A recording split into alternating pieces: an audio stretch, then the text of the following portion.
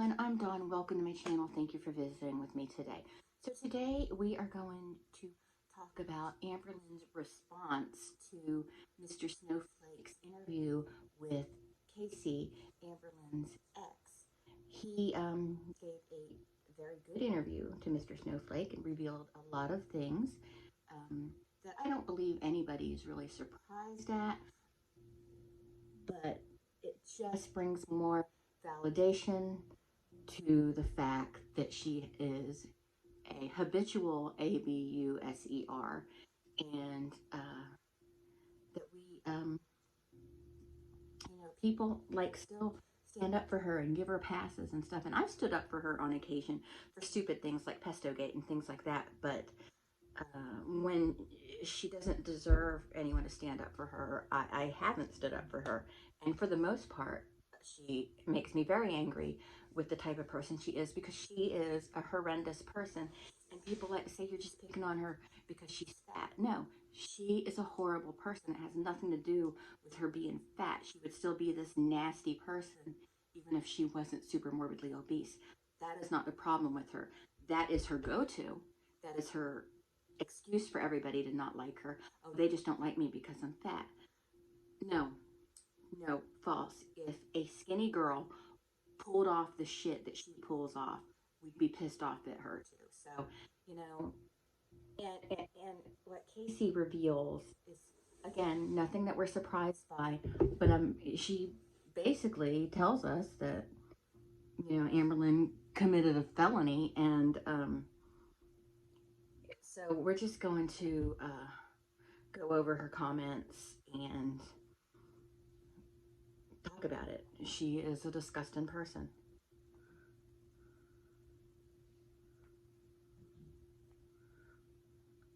This is my 10th Christmas on Now, the YouTubular. there's more to her vlog than this, but I really only want to talk about this little section of her video. Which is another crazy situation type deal. That's a whole decade. So there's obviously A whole decade of lies and deceit. In the room. Not a pun. An elephant in the room. Not a pun. The interview that my ex did. So I did watch it. It was hard to watch for several different reasons. Everyone deserves the opportunity to voice their side of the story. No one deserves to feel silenced. I feel like having the opportunity to share your side of the story and your perspective of a situation that happened is sometimes honestly really good for the soul. I know from firsthand that sometimes talking about things feels like a really big weight is lifted off of your shoulders and your heart, and sometimes it's healing for some people. So that relationship happened when we were both teenagers. We were very, very, very young. And I think watching that interview made me realize more than ever how much I have grown up. I'm at fault for so many things I've done when I was younger. I've done just a few years ago. I have made mistakes. I have learned along the way. But using I was younger as an excuse, it doesn't justify, it doesn't make things okay. No matter what side of the story that the audience wants to believe, regardless of anything else, it doesn't make anything that happened and that relationship okay. Okay, so first she says that we were young, we were teenagers. From what I understand from the math, she was an adult. She was 18, maybe 17, but there is never at any point in time an excuse to do what she did. And she hasn't grown up. She hasn't matured, because she's treated her future girlfriend similarly. Like, she's like crippled Becky. You know what I mean? She's emotionally crippled Becky. So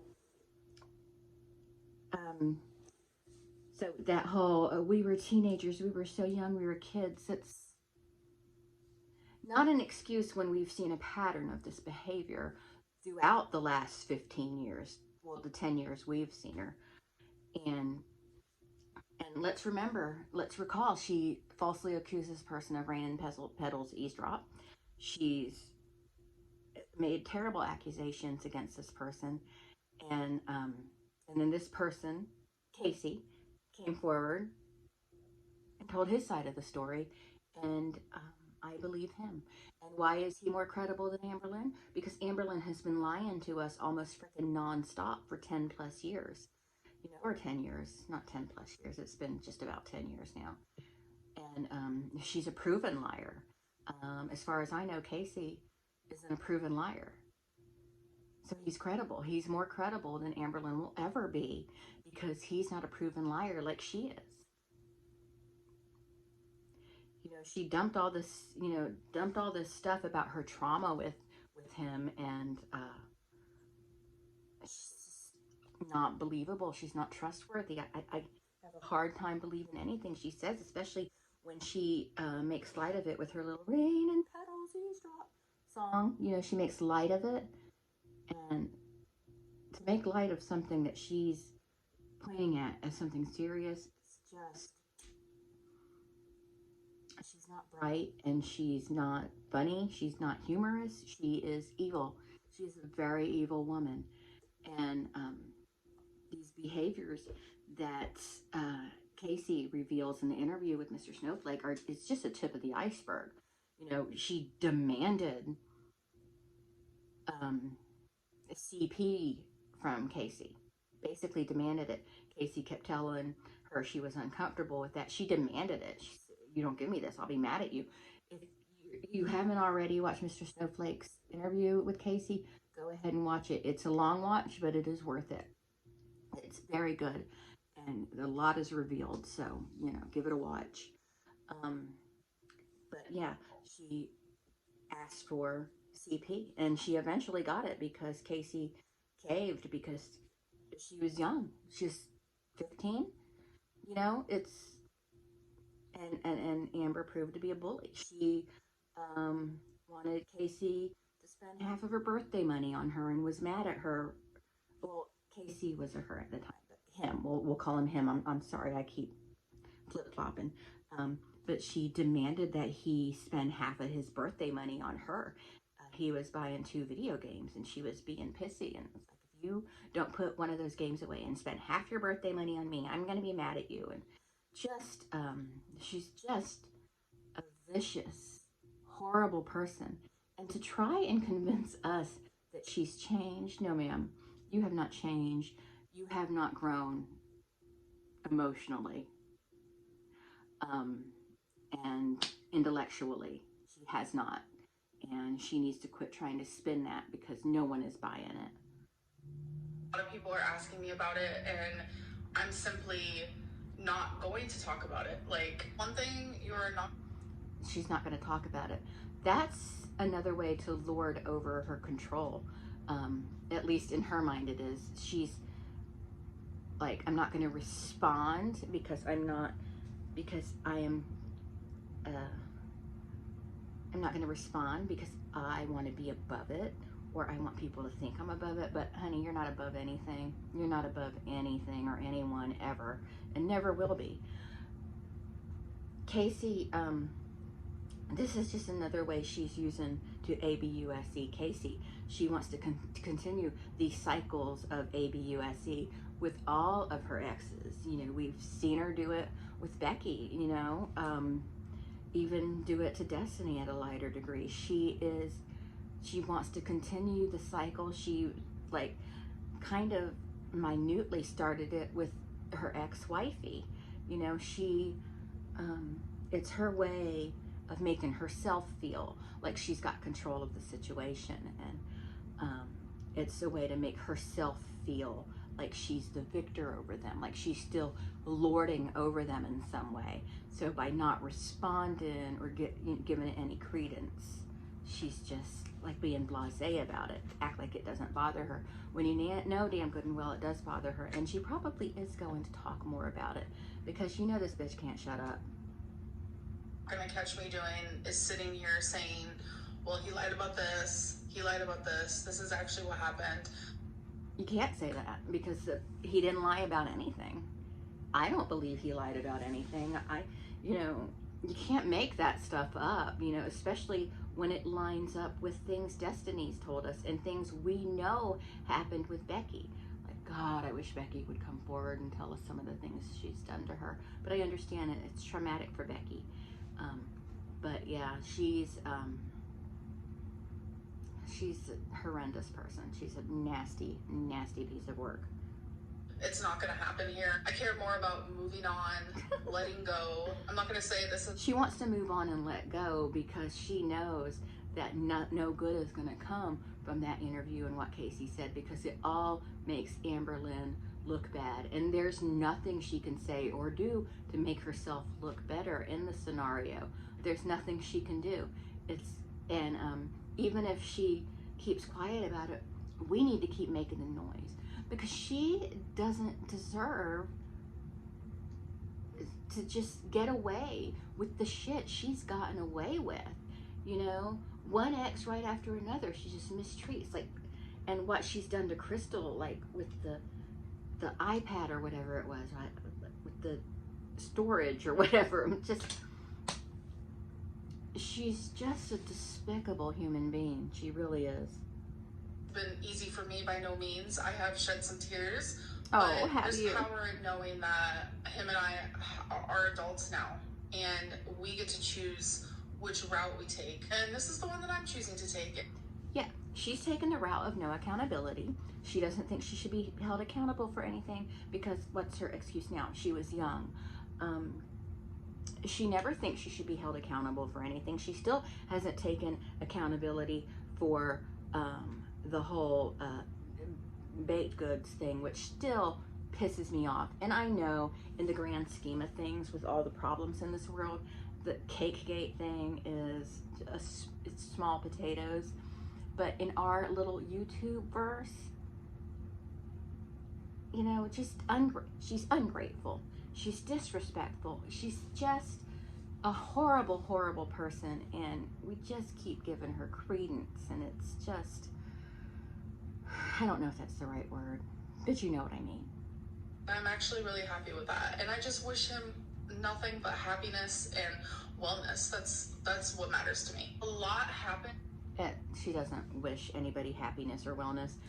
I've gone online and I've read her old Facebook posts, like about how something along the lines, and we'll do this in another video. I'm gonna go and I'm gonna read some of her old Facebook posts where she said, when she was talking about people saying she was lying about having cancer. I don't believe she was lying about having cancer, but I know a lot of people do believe she was lying about having cancer, and how her mom said something along the lines of they better hope it never happens to them, or she doesn't wish it on them. And then Amberlynn said, but I do wish it on you. You know, her nasty things she says like that. She doesn't care. She doesn't want anybody to move on and live a great life. She wants everyone to be just as miserable and empty and vacant as she is. And that relationship for two teenagers who were literally in an adult relationship. And that is what he said in the interview, and it hit me like a train. I was like, that is so true. We were both put in an adult relationship. No, you weren't put in an adult relationship. You chose that relationship. She was old enough to say, you know, I don't think I want to be in a relationship with a 15-year-old. I'm 17, 18 years old. I don't want to hook up with a 15-year-old. She chose that relationship, and I'm just, based on what I've heard, I'm assuming she did adult activities with this child. So, I don't know. And, you know, when I was a teenager, I never exchanged CP with boys I liked. I never did that, so. Way too young. There was a lot of toxicity from both ends. From your end? I just hope that he's okay. I want to be okay as well, and I kind of just want to move on from the situation. It was 15 years. She wants to move on from it again because she doesn't want that accountability. She never wants to take accountability and never will. We keep waiting for her to, we keep expecting her to, but she won't. She, you know, and what's she gonna say? Yes, I did demand CP from this child. I did lie about him assaulting me. I did lie about... ago, like 15 years ago, as teenagers. It's wild. But above anything else in the whole entire world, I just want healing to happen for both of us. I feel like that's really important. But that is all I'm going to say about the situation.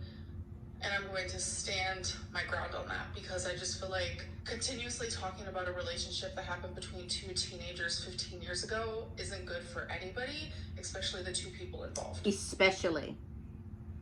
So she doesn't want to talk about it because she doesn't want to defend herself, because she knows she's going to step on her words and say the wrong thing and get caught in a lie again. She wants this to go away as quickly as possible because she knows how bad this makes her look. And, you know, she can relax about that because she already looks bad anyway. Just a little bit worse now that we know she is a felon, because, well, I guess she's not a felon because she wasn't arrested for it, but, you know, she committed a felony by demanding and receiving CP. Granted, if he sent it, he committed that crime too. It's a whole thing, but, you know, she demanded and accepted CP. She wanted it and she got it because she bullied and scared this kid into sending it to her. You know, she is not a good person, and people need to quit running to her defense about these big things. Like I said, I've defended her on occasions when it was necessary, like again, like with the whole Pestogate thing. But for the most part, she is a terrible person. She says terrible things and does terrible things, but every time she does this and they come after her for it, she's like, "You're fat phobic." This isn't fat phobia, okay? And this demand for CP, that kind of sickness, isn't something that just goes away. So it's got me concerned of who are her crushes. You know what I mean? Like, I know someone in my family who in her 30s was hitting it with a 15, 16-year-old, even got pregnant by that person. And so, you know, it's not unheard of for 30 somethings to go after younger people. And I'm wondering if she is, because they're going to be easier victims. You know what I mean? Now, I don't want to be mean and say Becky was an easy victim or Destiny was an easy victim, but you know,